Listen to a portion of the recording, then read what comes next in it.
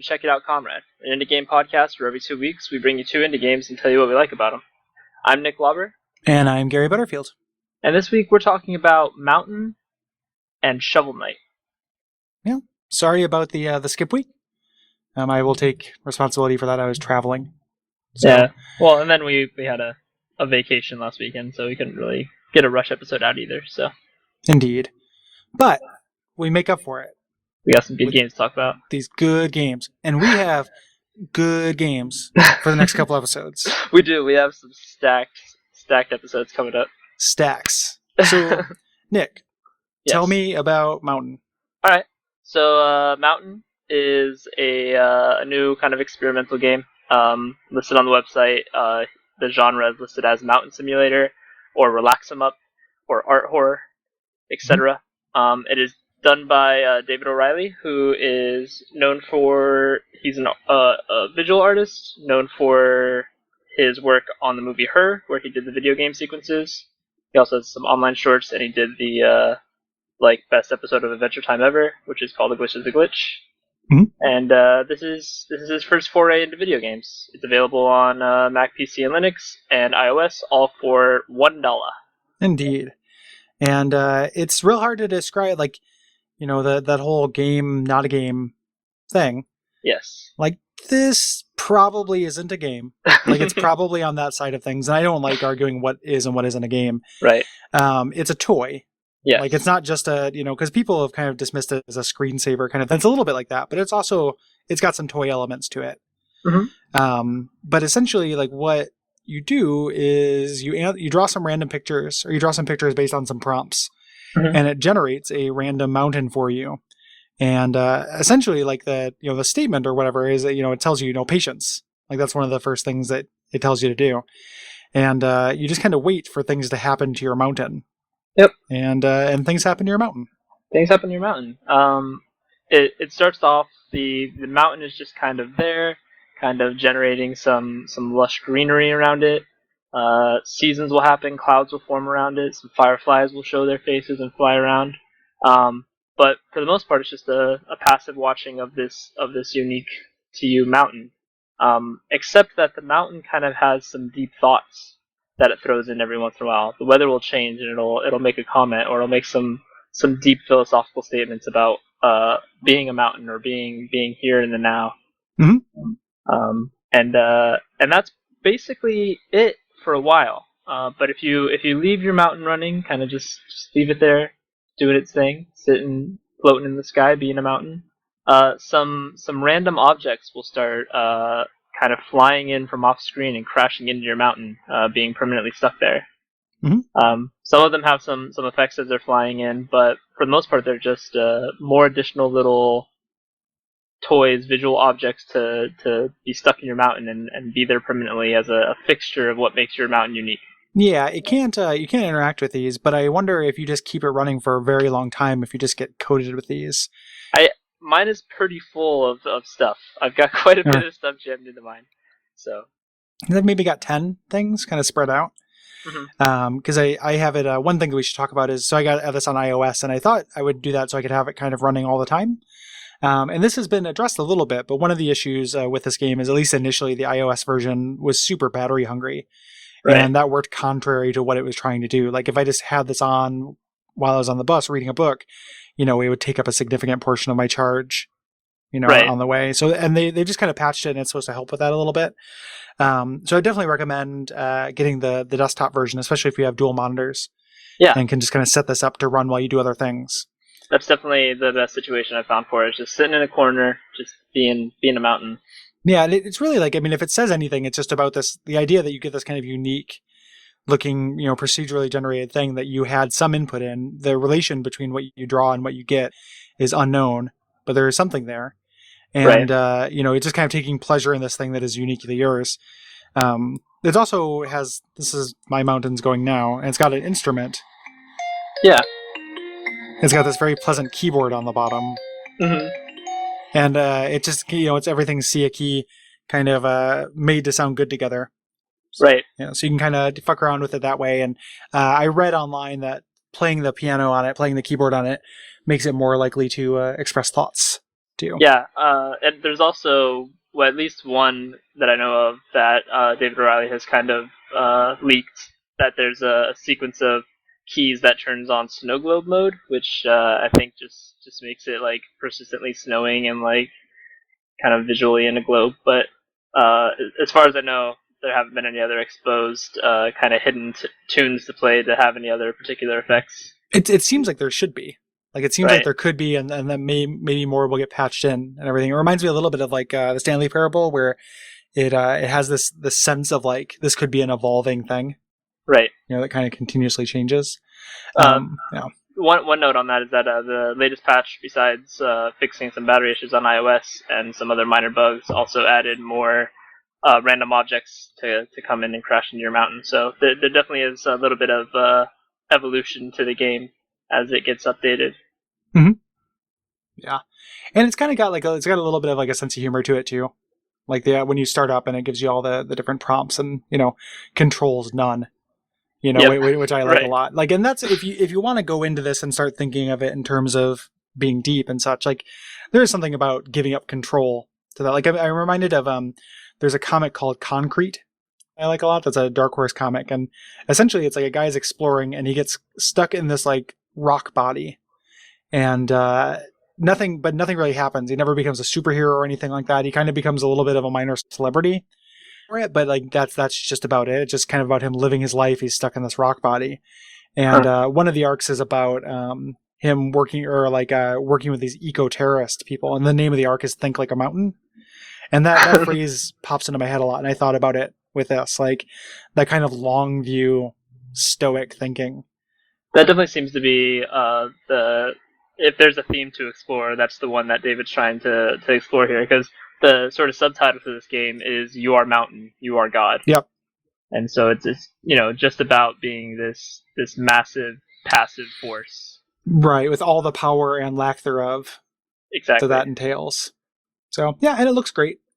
Like it's gorgeous. Yeah, he's a very cool, very cool artist. It's got a really nice style to it. I like how the mountain kind of floats in space. You can zoom out and see it, see its context.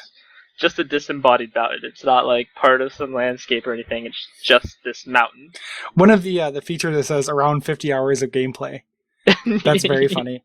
And it is really funny. And then also, like, I love the idea that it's permanent. Like, it just it says once generated, you cannot be regenerated. Right. Like, it's just you get your mountain, and that's the mountain you get. There's this kind of like a nice permanence to it that I really like. Yeah. So yeah, there's definitely a kind of subtle, not driving message that's being put here. Not like it's obviously not super trying to like push a message. It's just like exploring this idea beyond. I think he pretty much just said, "I want to make a game where you're a mountain," and did everything that would entail. So obviously he had to provide a little more depth to it than that. But it was like, what would a game about? What would a mountain simulator be, and how can that actually have some meaning? So yeah, very neat. Very neat. Definitely worth $1. I would recommend getting it, especially if you have 2 monitors and you spend a lot of time at home working on your computer, working on stuff, and you can just kind of have it running in the background, almost like a Neopet kind of thing. Exactly. Exactly. Yeah, it's pretty neat. And thanks to David, we emailed them and told him about the podcast, and he sent us review copies. I ended up buying it anyway because I wanted the updated version, and it's $1. But thank you very much, David. We were happy to check it out. Yeah, we definitely 2 comrades that enjoyed checking it out.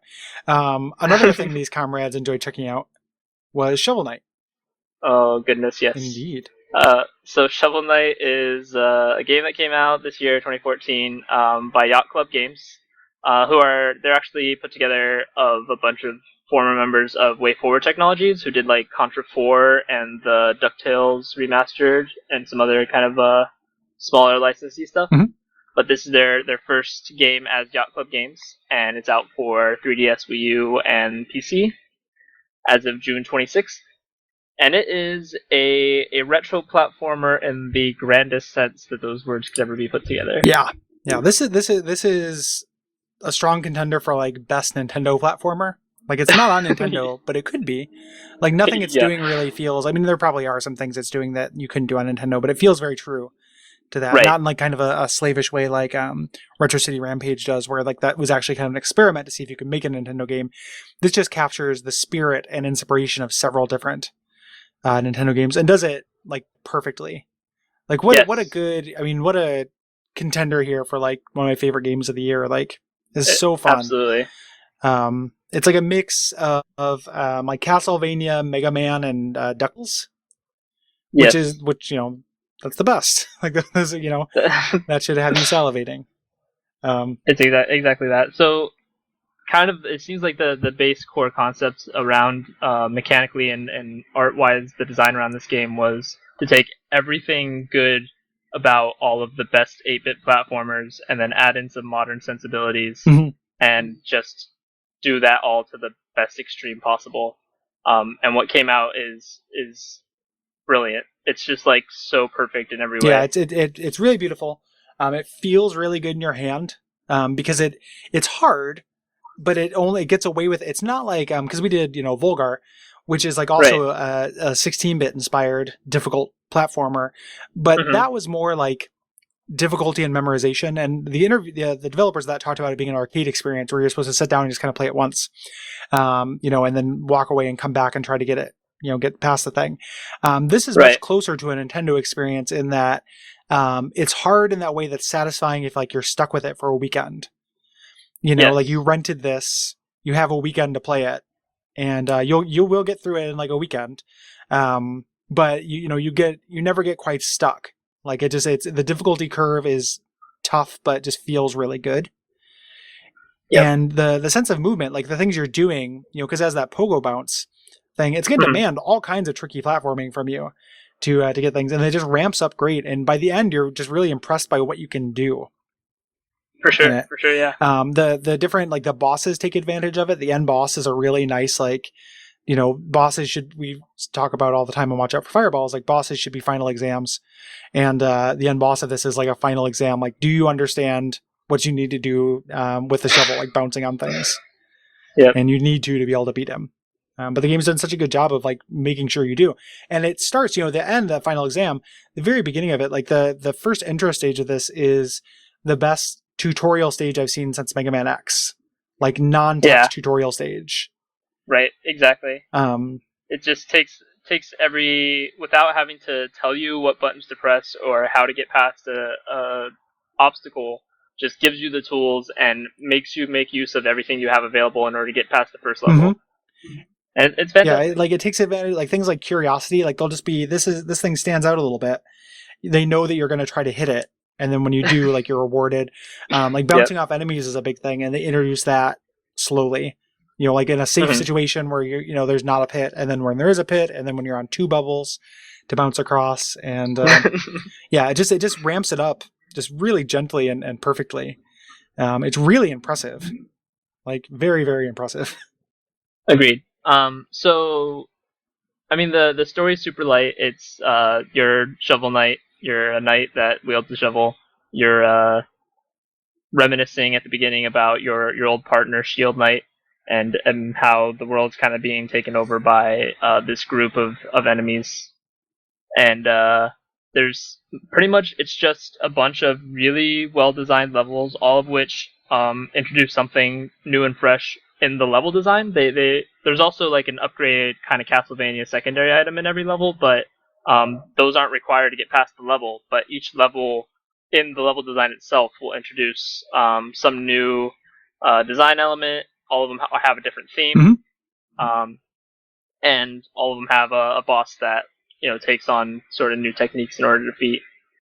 Each level has its own unique gimmick, and every boss has its own unique gimmick, and they are these kind of duels, between like it's like a Mega Man boss kind of thing where Right. it's about recognizing patterns and figuring out what their gimmick is, and they're all different. Like there are Yeah. a lot of bosses in this game, including like random wandering bosses, and they all Right. feel very different and challenging.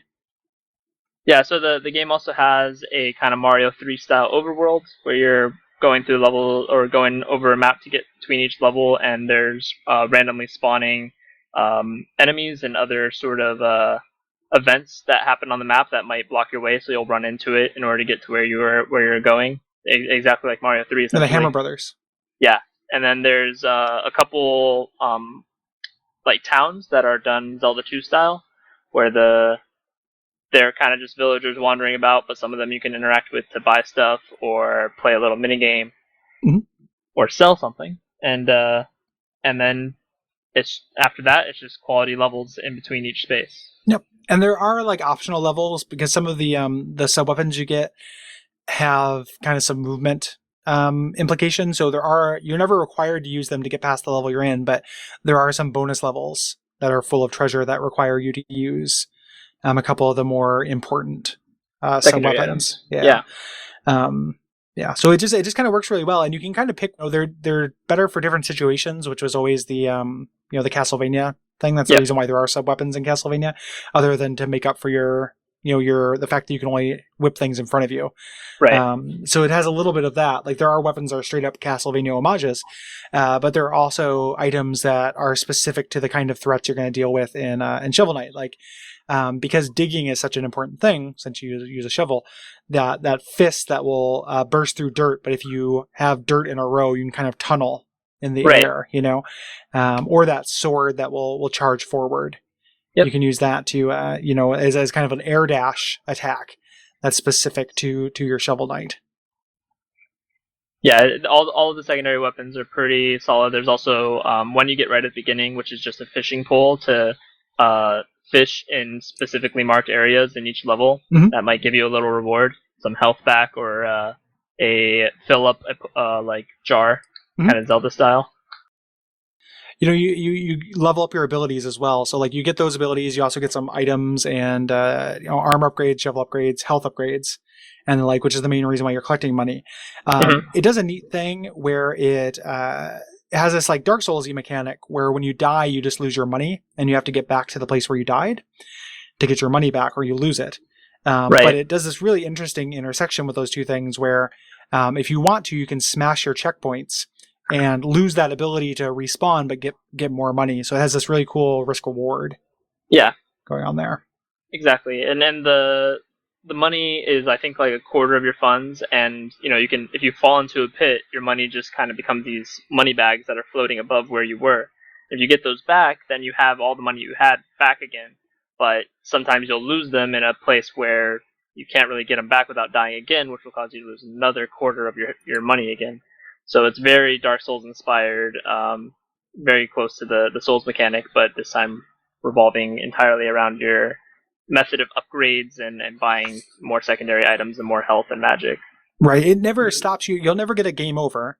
Like it doesn't, it's not that kind of progress gate. It's just a slowing you down kind of thing. So eventually you're going to get it. Money is not so hard to come by that this is ever really crippling. Like losing a lot of money is frustrating, but between every stage you can go spend it. And, by the end of the game I'd bought everything I need and, had no more need of money. So it's not a very harsh penalty, for that. You might get your health upgrade a level later than you wanted. Yeah. Yeah. And you can always grind if you want to. I don't think you really need to, but you could. Definitely don't need to. The music's really fantastic. It's like maybe the strongest soundtrack we've had. Here. Yeah. And it's cool too, because it's done by this Jake Kaufman guy, but then they have Matsume, who's the person who did the original music on Mega Man, came in to do a couple of tracks. I didn't even know which that. Which is super cool. Awesome. And it sounds like it. Like they sound like lost Mega Man tracks. Yeah, I heard someone say that the music, obviously super inspired by what the NES was capable of, but they cheated and gave themselves just a couple other instrument tracks. Just enough to explore a little more depth to music than you'd actually be able to on the NES, which is cool. Like keep it restrained, but allow yourself to get a little more modern than what you're being inspired by. Well, and they didn't go so far with it. Like as much as I like something like an Anamanaguchi, like it's one of the things that frustrates me a little bit about chiptune dance music is that it's no longer dorky in the way that Nintendo music is, because it's made by chiptune stuff, but it always has this super intense kick drum dance beat going on. Right. And this doesn't become like that. It's closer to the original source material, while still being it's like a half step as opposed to being, this totally different thing. Exactly. Yeah. Which I really, really like. This is unqualified recommendation. If you like old games, if you like Nintendo, you should 100% get this. No question. Absolutely, Yeah. it's just like so perfectly well rounded in everything it attempted to do. I can't think of a fault. Yeah. In what they were trying to explore and create, it's just a perfect example of a retro platformer. Yeah. I want sequels. And Yeah, I want to see the stuff that Yacht Club does next. The only thing that point of frustration I had is that there's a like bottomless pit element in some of the bosses, like right. either spikes or bottomless pit, and I Hmm. generally don't think a one hit death is a good idea. And for some of the bosses where there's spikes, it's kind of ameliorated because one of the first items you get is this temporary invincibility, Right. which is really great. But in the final boss, it's actually there are some pits, and that can be frustrating when you're doing really well and you actually just fall into a pit. Right. So it kind of gets down to that razor one mistake totally tanks you. But that's if I'm super nitpicking, and Yeah. it's the end boss, and I still enjoy, really like the end boss. Um, yeah, yeah, it's damn near perfect. Damn near perfect. And it's so perfect that it's kind of hard to talk any like more about it. Like this is we've said all the praises we can about everything fantastic about it, and there's nothing to rag on. Yeah. Yeah, it's just a really really great execution of that, and just really really elegant design. Like I feel like if you're making, if you are charged with making a tutorial for a platformer, like you should have to like play this and Mega Man X Yeah. just to like, this is how you do it. Like I'm so sick of being told press C to crouch or like WASD to move around in games. Like, Yep. you can assume like a certain vocabulary on the part of the player, I feel like. Or And put them in the situation where they have free roam to press all the buttons and see what everything yeah, does. they have to. Yeah. And if you're going to tell, like one of the more elegant ways, like I love the way that Isaac does it, where it's just literally just on the floor in the first room and then you never see it again. Like if you have to do it, you can do it unobtrusively. It's even better just to make it happen naturally. And like everything you can do in Shovel Knight, which are lots of little techniques, like you don't just need to learn how to bounce and bounce on multiple objects, but you need to learn what will cancel your bounce. Mm-hmm. So like there's a part where there is a little ledge with some treasure and dirt piles, and if you just keep bouncing down to the bottom, you'll lose the treasure. So you try and you let go of the bounce button and you don't stop bouncing. So you press every other button and you realize a swing will cancel your bounce. Yep. Like it just teaches you everything on its own. To where like at the end of this, like I'm cruising through these incredibly difficult levels and was never told how to do a thing. Yeah, exactly. That's so good. And what's really great about it, it's obvious it was done in a like study of previous games and what worked and the mechanics of these old NES platformers. A lot of those, it seems like it was such a open field at that point. I'm sure some design work went in, but a lot of the great kind of references for discovering game mechanics on your own kind of happened by accident or due to restrictions of the console. Like you couldn't have floating pop-ups all the time telling you need to do this and do that back in the NES days. So having sort of standard controls and assuming that the player can figure it out became part of the level design. And these guys obviously took a hard study on how best to do that and made it work perfectly. Well, that and what they've done is like a lot of times in old games when they wouldn't do a good job of that, they would short up with the manual. And this game doesn't, like there was a Kickstarter physical version that had a manual, which would be awesome. But it does away with that. Mm-hmm. So it doesn't do a tutorial and it doesn't do a manual, which are the two, kind of ways that modern games will do a tutorial, old games did a manual, and this just does away with both. Yep. So, yeah, very impressive. Do you have a favorite boss or anything that like a boss has stood out? I actually like the very first battle against the Black Knight, which is super early in the game, and is just Shovel Knight, but like ramped up ridiculously. Like he just seems like the super ridiculous evil version of you, like Ani Link style bad guy version of you, and it's just the perfect like starter fight. It's like if this is going to be brutally hard, and you're going to hash this out until it works. But it's just like, I need to dodge this attack, learn every single move this guy has. I know when he's doing this jump attack, I can't go smash on his head, but when he's doing this other one, I can. It's really, like, golden. And I love how they use that, too. Like, how that boss keeps coming back. Yeah. With more tricks. So, like, once you've kind of mastered him, like, you haven't mastered him. Yeah. I like the Spectre Knight a whole lot. Yeah. Partly because of the music, and then partly because it's, you know, like a lot of the bosses have a thing that happens halfway through to change them up, and he turns off the lights, which has been happening throughout the stages. But it's just super atmospheric and cool. Yeah, it is. You know, when it happens, like, and he's just a good design. All of them are really like art wise, super good designs. Oh yeah. Tinker Knight's really great too. And that's the most like a Mega Man boss. Like that thing looks like it just came out of Mega Man. Like it looks like a Mega Man mid-level boss. Yep. So, yeah, good shit. Good shit. All right, guys. So I just saw this and I want to make mention of it that it's also coming to. It's planned to come out for OS X and Linux if those are your platforms of choice. But it is out now on Windows and 3DS and Wii U. And I probably want to get the 3DS one at some time to replay it. Yeah, me too. Like just to play it on the go. Yep. Because it's so damn good. Yeah, definitely buy that.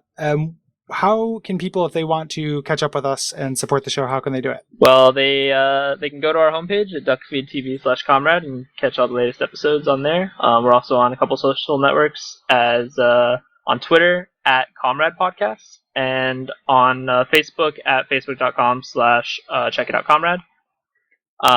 We also have Patreon going right now. So if you can pitch in $1 or $2 a month, it can greatly help out us and everyone else on the Duckfeed network. And on the Duckfeed site, if you want to recommend something, or on any of the social networks, you can send us a message, and very likely that we'll take a look at what you're recommending and possibly have it in a future episode.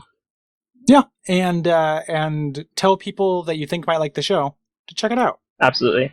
Yeah, get people to listen to it, or review it and rate it on iTunes, which is a big also helps big platform for discovering new podcasts. So indeed. All right, guys. I think that's about it. We'll be back in 2 more weeks with some other 2 more games worth checking out. Yep. Yeah. Again, we're on a real roll here, so yep. We'll play some shit eventually. Don't worry. All right, guys. All right. See you later.